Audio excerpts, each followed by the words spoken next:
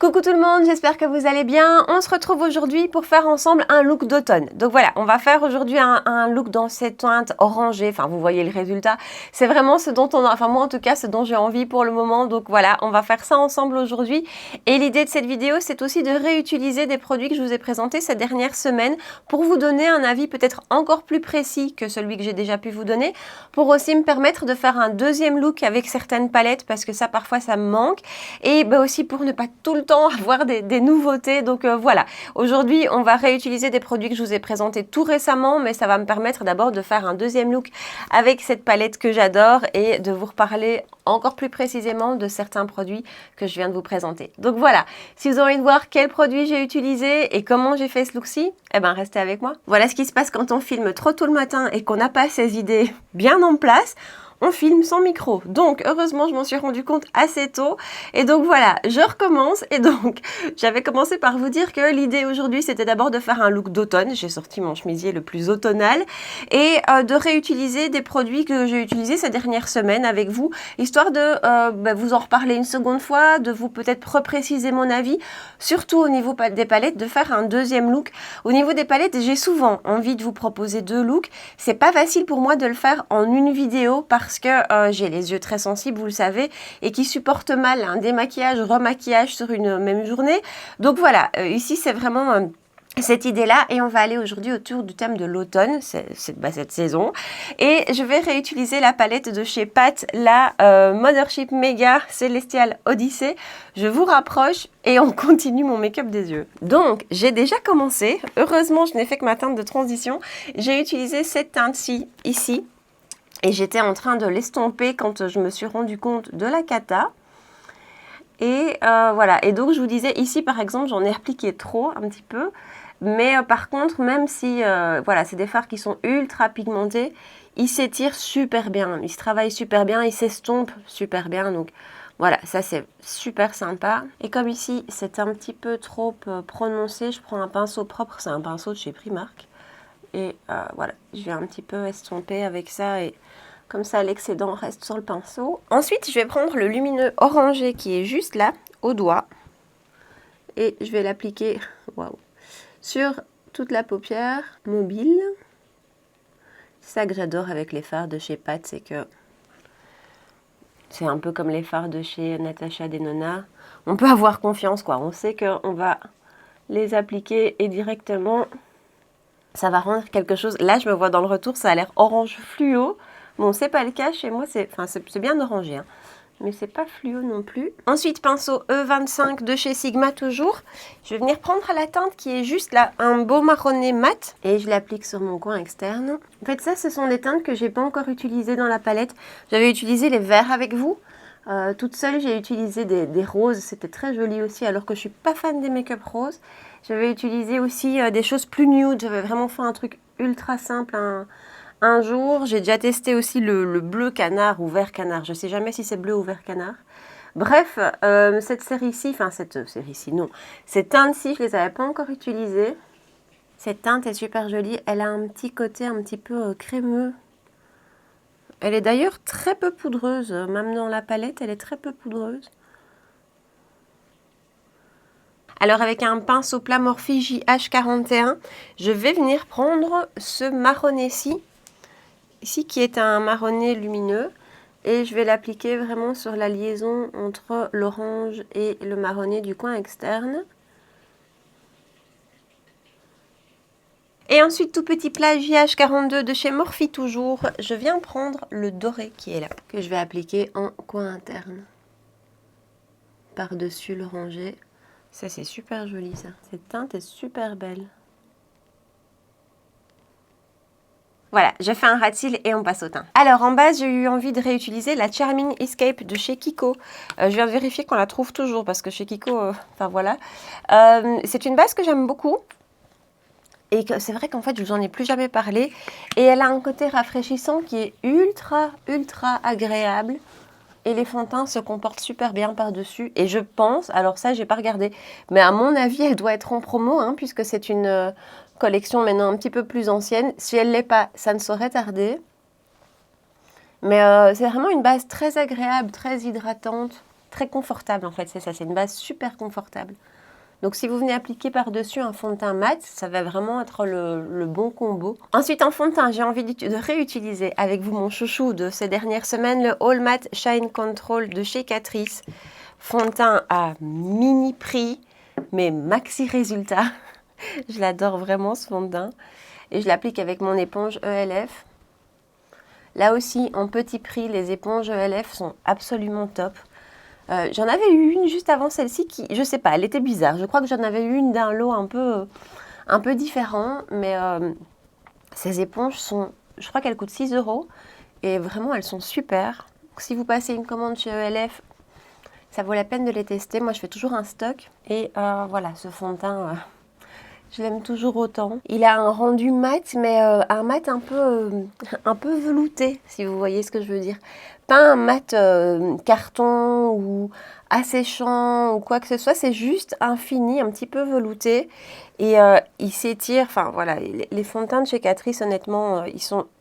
Je crois que j'en ai testé un qui m'a pas plu il y a un petit temps maintenant.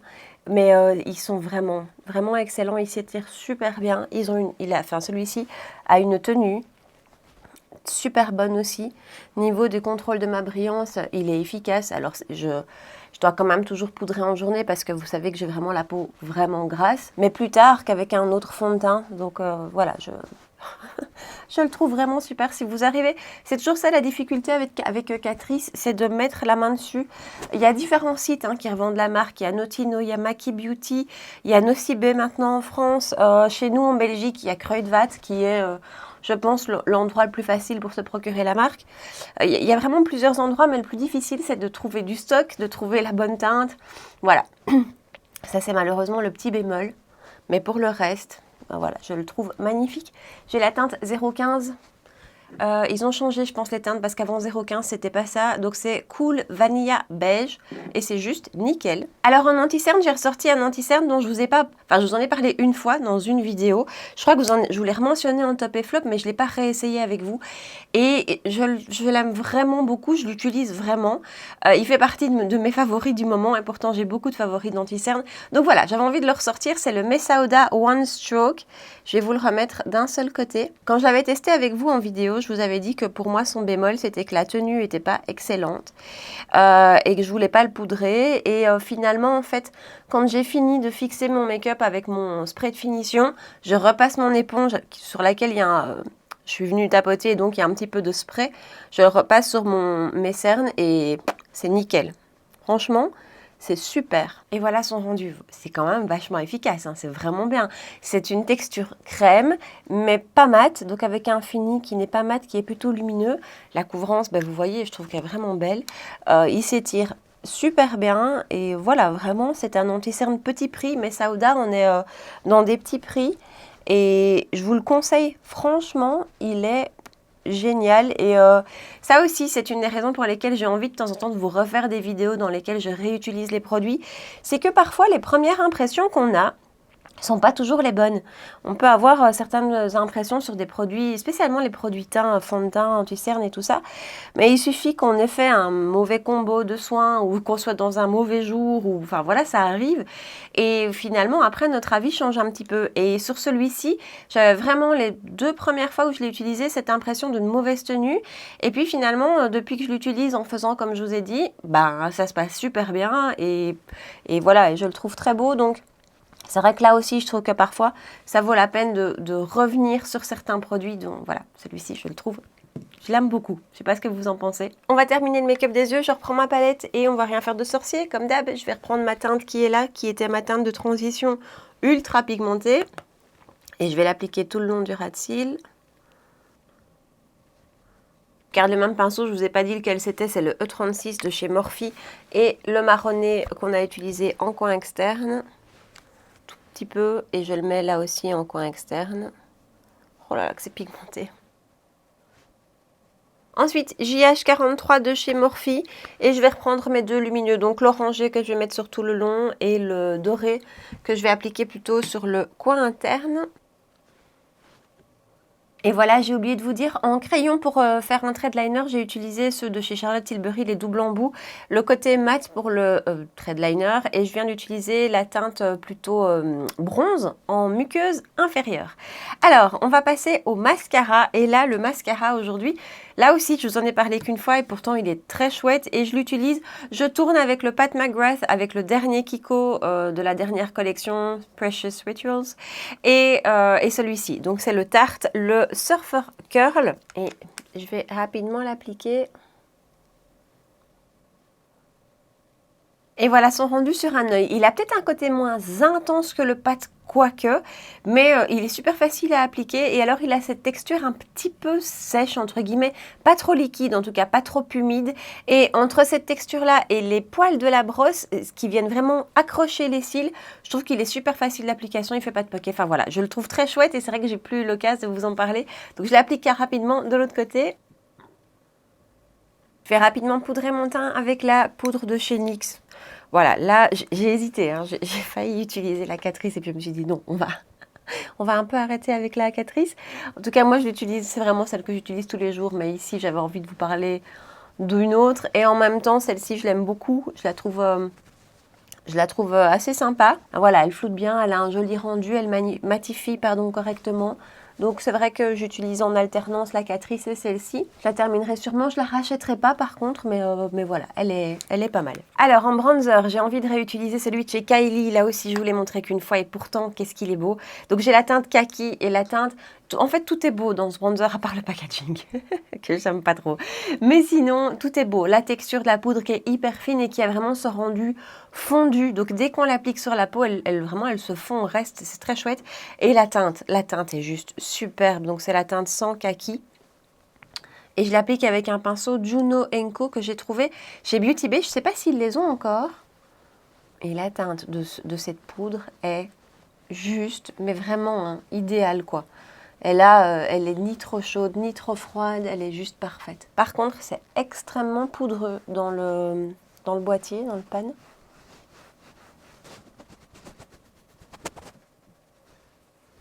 Et donc voilà le rendu du bronzer. Voilà, cette teinte est vraiment particulièrement réussie.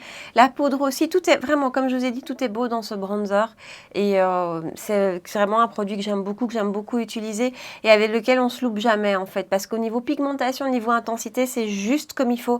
C'est pas trop et ça s'estompe bien. Enfin, c'est un très très beau produit. Alors en blush, une gamme de blush dont on a déjà beaucoup parlé ensemble, une teinte que je ne vous ai jamais présentée. C'est la teinte Désert Orchidée dans les blushs de chez Pat Blush que j'adore, vous savez. Et alors cette teinte Désert Orchid, vraiment avec Nude Venus, c'est celle que j'utilise le plus. Et l'une d'entre vous est venue me demander s'il n'était pas trop foncé pour moi. Et enfin, perso, je trouve pas. Après, j'y vais doucement parce que c'est quand même des produits qui sont bien pigmentés. Mais en ayant la main légère, franchement, on peut le faire fonctionner sur une peau claire aussi. Et donc, pinceau Sigma F40, c'est celui que j'utilise toujours pour ce blush-ci. Et donc, je vais vraiment en prendre un tout petit peu. Je secoue l'excédent et je vais l'appliquer ici. Bon, c'est des blushs dont il ne faut plus faire la revue, hein. On sait. On sait à quel point ils sont beaux. Et vous voyez, niveau rendu, je vais en rajouter. Voilà, c'est vraiment des blushs, je vous en ai déjà parlé 1000 fois pour le coup de ceux-ci, et je les adore. Et je ne suis pas, enfin je sais pas, j'allais vous dire, je ne suis pas à l'abri de prendre encore une autre teinte, mais là il faudrait vraiment que je les vois en vrai, parce que j'ai l'impression qu'avec les 3 teintes que je suis comblée entre guillemets, j'ai tout ce que je cherche, tout ce que j'aime. Celui-ci a un fini légèrement lumineux, mais juste ce qu'il faut. Et voilà, je trouve que c'est le blush, mais alors tellement idéal pour l'automne. Voilà, vraiment, je trouve que Nude Venus sera plus pour le printemps-été et je trouve que Désert Orchid est top pour l'automne. Et alors, en highlighter, là, je vous en ai parlé tout récemment, mais j'ai tellement envie. En fait, je l'adore. C'est celui de chez Givenchy de la collection de Noël. C'est la teinte Organza, je pense. Alors, j'en mets un petit peu dans le capuchon. C'est peut-être pas forcément le format le plus pratique avec Givenchy. Et puis, je l'applique juste là. J'ai vu qu'il était maintenant dispo chez Sephora. Et, oh là là, vous voyez ce que je veux dire? Enfin, je le trouve sublime. Sa teinte est absolument magnifique. Sa texture, elle est super fine, vraiment, ouais, vraiment fine. Alors, il est parfumé, hein. Il est vraiment, quand je l'approche de mon nez, comme ça, je me rends compte, il est vraiment bien parfumé. Mais qu'est-ce qu'il est beau. Et avec un mini pinceau de chez ELF, je crois que c'est le Smudger. Oui, c'est le Small Smudger. Je prends un petit peu de ce qui reste dans mon capuchon. Un petit peu, on a dit. Et je vais l'appliquer ici en petite touche. Un petit peu de spray de finition, c'est toujours le Révolution. Mon éponge, et alors je prends le côté plat et je viens juste retapoter partout et précisément sur mon anti-cerne. Et alors pour terminer avec les lèvres, je viens de retirer le fond de teint que j'avais dessus. Je vais utiliser, je pense, un rouge à lèvres qui va être un indispensable de l'automne pour moi. On reste chez Givenchy, donc c'est celui de la collection de Noël et c'est la teinte Copper Nude. C'est un rouge à lèvres mat avec des légères petites paillettes à l'intérieur. Il n'a pas du tout l'effet trop métallisé, pardon, parce que vraiment ça c'est quelque chose que j'aime pas. C'est discret, c'est subtil, c'est joli. Je l'applique vite.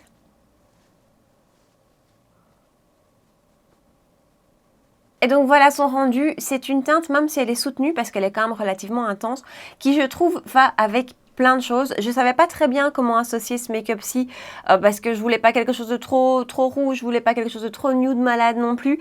Avec ça, ça fonctionne super bien. Donc voilà, c'est un rouge à lèvres qui, au-delà de la beauté de l'objet en lui-même, que je trouve canon.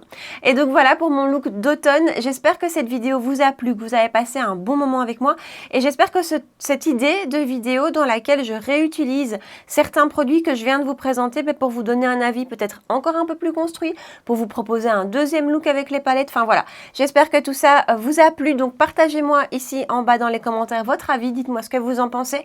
Vous pouvez bien sûr aussi me rejoindre sur Instagram pour qu'on puisse papoter ensemble. Si vous avez aimé la vidéo et le moment passé avec moi, mais vous pouvez bien sûr la liker et vous abonner à ma chaîne si ce n'est pas encore fait. On se retrouve 2 fois par semaine pour des vidéos make-up, les mercredis et les dimanches soirs. Voilà, en attendant, je vous souhaite une très belle soirée et je vous dis à très bientôt. Ciao!